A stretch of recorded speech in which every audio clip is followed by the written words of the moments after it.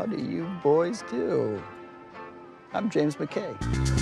O período da época de ouro do cinema hollywoodiano ocorreu durante as décadas de 1920 a 1950. Durante esse tempo, Hollywood produziu alguns dos filmes mais icônicos da história, como O Mágico de Oz e O Vento Levou, Cidadão Kane. O cinema se tornou uma forma de arte popular e as celebridades de Hollywood tornaram-se ícones da cultura pop. Esse foi um período de inovação tecnológica e criativa do cinema, com o desenvolvimento de novas técnicas de filmagem, efeitos especiais e evolução da narrativa cinematográfica. Essa foi a transição do cinema mudo para o cinema falado. A época de ouro do cinema deixou um legado duradouro na indústria e continua a influenciar a produção cinematográfica até os dias de hoje. Só que Hollywood não é só terra de fantasia e dos sonhos, tipo uma tão distante do filme Shrek. A verdadeira faceta que se esconde atrás desse mundo de Oz carrega inúmeros casos bizarros em seus bastidores.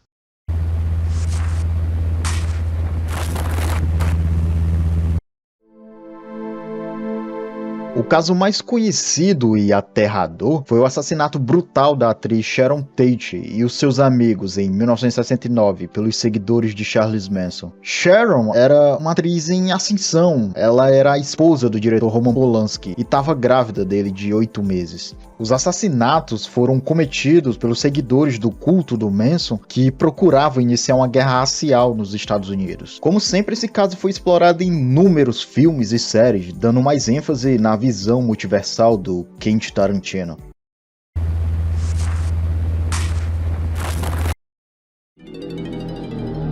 O Mágico de Oz é um clássico, mas nos bastidores as coisas não eram tão mágicas assim. Os atores que interpretavam os Muckins, os anões, tiveram sua cota de problemas. Durante as filmagens, os atores tinham um comportamento completamente bizarro, para não falar o menor, o pior, sei lá. Vários deles eram conhecidos por suas zoeiras bêbadas nos sets, e muitos dos incidentes envolviam uma bebida chamada moonshine, que é um tipo de bebida feita clandestinamente. Houve vários relatos deles causando estrago nos hotéis onde a equipe de filmagem estava hospedada, como por exemplo, eles pulavam de quarto em quarto fazendo barulho e acordando os outros hóspedes. Alguns deles até mesmo urinavam nos corredores do hotel e causaram danos nas portas dos quartos. Houve também rumores de que eles se envolviam com as fãs e outros membros da equipe em orgias. Mas o que faz esse tópico existir é o fato de ser relatado na biografia da Judy Garland, a atriz que faz a protagonista, Dorothy, que os anões do filme assediavam ela diversas vezes durante as filmagens. Ela tinha apenas 16 anos na época. Após esse filme, a vida dela nunca mais foi a mesma. Ela teve problema com drogas por muitos anos, até que ela foi encontrada morta em casa.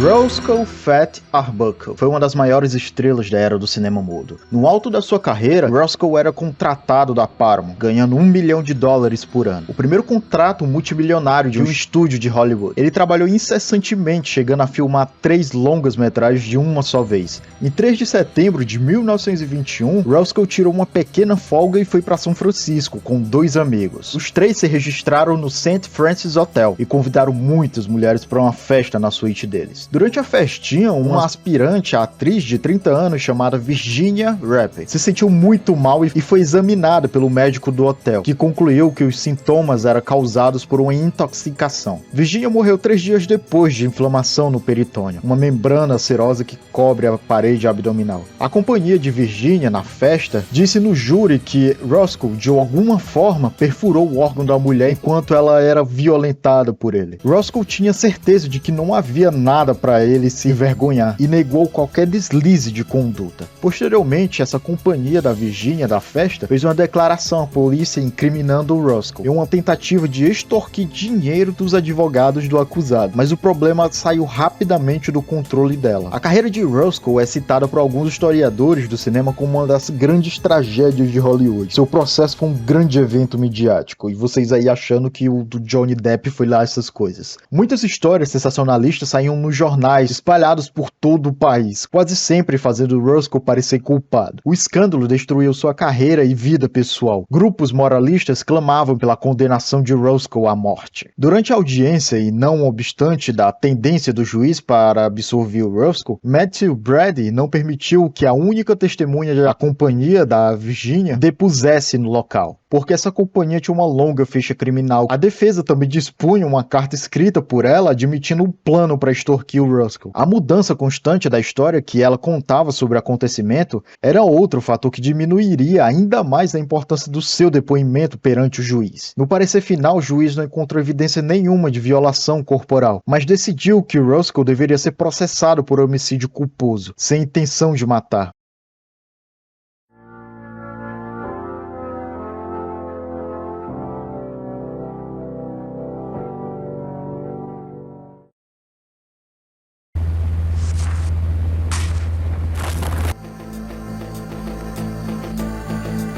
George Reeves foi um dos atores mais icônicos dos anos 50, tendo alcançado a fama e sucesso sendo o super-herói mais famoso de todos os tempos, o Super-Homem. Ele morreu em circunstâncias misteriosas em 59. Oficialmente sua morte foi registrada como suicídio, mas muitos acreditam que ele foi assassinado. Em 16 de junho de 1959, George foi encontrado morto com um tiro na cabeça em sua casa em Los Angeles. Com a morte, rumores surgiram com a hipótese de que o ator teria sido assassinado ou cometido suicídio. A hipótese de suicídio era baseada no fato de que o cancelamento da série As Aventuras de Superman teria deixado deprimido por não conseguir outros trabalhos, tendo em vista que a imagem dele estava fortemente ligada ao personagem. Já a hipótese de assassinato era em razão aos rumores de um relacionamento amoroso com a esposa de um chefão de estúdio. As investigações chegaram à conclusão de que o ator cometeu suicídio, porém, para os amigos dele, a sua morte estava muito mais ligada ao romance que ele mantinha durante anos com Tony Mannix, que era casado com Jay Mannix, até então um dos executivos mais poderosos da MGM.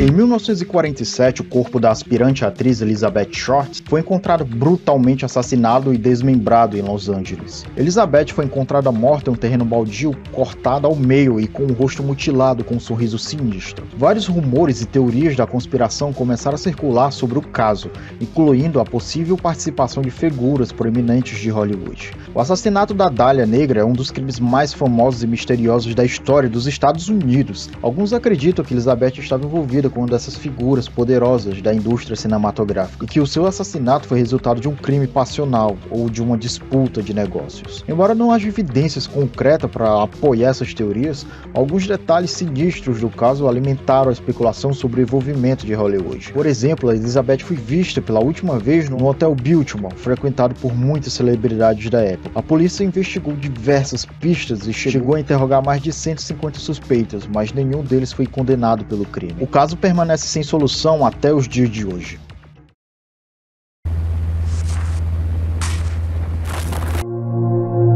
O letreiro de Hollywood é um dos marcos mais conhecidos do mundo, mas também foi palco de muitas tragédias. Peggy Entwistle nasceu em 5 de fevereiro de 1908, no país de Gales. Quando mais nova, ela se mudou com a sua família para Nova York, onde começou a atuar na Broadway. Tudo corria bem, as peças receberam boas críticas e Peggy parecia feliz. Em 1927, ela se casou com o ator Robert Cave. Ao contrário das peças, o relacionamento não foi tão bem e os dois se divorciaram em 1929. Anos mais tarde, Peggy fez sua última aparição na Broadway, em Alice Sit by the Fire, em 1932. No mesmo ano, ela decidiu ir para Hollywood em busca de mais oportunidades e atuou no seu único filme, 13 Mulheres. Meses depois, em setembro, a sua carta de suicídio foi encontrada nos pés da placa de Hollywood. Peggy tinha 24 anos. Logo depois que a mulher encontrou o bilhete de Peggy, ela olhou para o pé da montanha e encontrou o corpo estirado no chão. Com os objetos da atriz em mãos, a única testemunha foi até a polícia de Los Angeles, relatando tudo o que havia visto. E com o bilhete de despedida entregue, eles puderam ler ele na transmissão de rádio. Embora o suicídio de Peggy tenha sido trágico, ele também teve um impacto duradouro em Hollywood e na indústria cinematográfica como um todo. Sua história se tornou uma lenda e muitas pessoas começaram a visitar o letreiro em homenagem a ela. Em 2014, um grupo de 100 pessoas se reuniram perto do letreiro para assistirem ao filme 13 Mulheres em sua homenagem.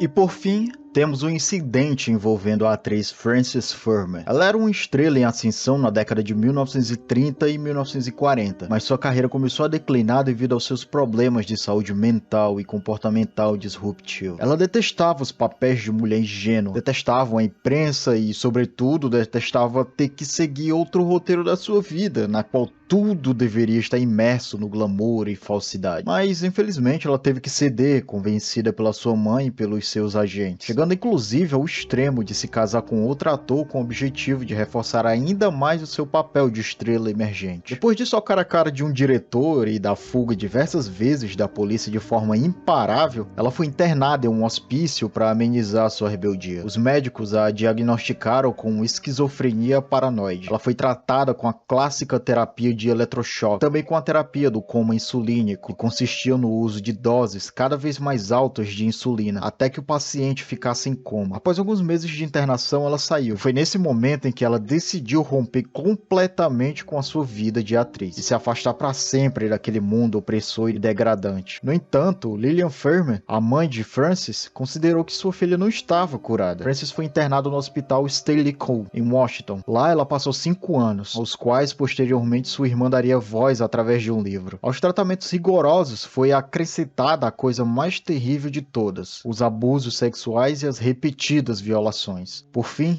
assim como um dos enfermeiros do hospital revelou, foi realizada uma lobotomia nela, sem a permissão da família. Depois de 5 anos de confinamento, de abusos e trauma, Frances nunca mais voltou a ser ela mesma. Ela apareceu em uma ou outra entrevista, em alguma peça de teatro, em algum programa de televisão, nos quais sua simples presença gerava alvoroço e muita audiência. Sua personalidade era completamente outra. Sua força tinha se perdido, seu caráter tinha evaporado e sua beleza, que definia a verdadeira Frances Furman, tinha sido roubada. Frances faleceu de câncer em 1970, aos 56 anos, e sua vida foi retratada no filme Frances, de 1982, estrelado por Jessica Lange. O caso de Frances levantou questões sobre a ética dos tratamentos psiquiátricos na época, e se tornou um exemplo das pressões e desafios enfrentados pelas mulheres em Hollywood.